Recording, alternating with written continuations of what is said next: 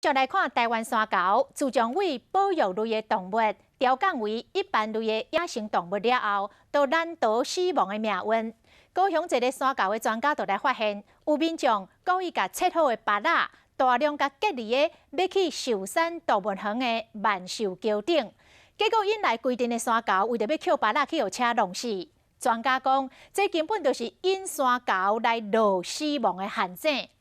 农业局来提醒，山猴也是袂当随便来猎杀，违法者相关罚30万。民众行车记录器有翕到，在往寿山动物园的万寿桥顶涂骹被人等规大包切好的芭乐，去免这山猴走去大路中央扣，迄若无减速，汽机车有可能会弄到山猴，造成路杀。山猴专家林金福讲，这有够无天良。长期研究山猴，伊讲这个路段时常有特定民众调工等水果饲这山猴。我目前知道是有3个人都有车牌号码，我都知道是刻意的，他都是往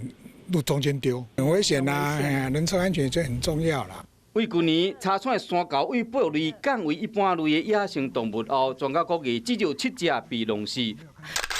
为山猴被弄甲伤痕累累，有逃过一劫。主管机关呼吁民众唔通以身试法，上当会使依法罚6万到30万。而且高雄市还有野生动物保育自治条例，对饲的人买使开单。如果在那里做喂食的动作的话，那就会违反这规定，那就会被处5000以上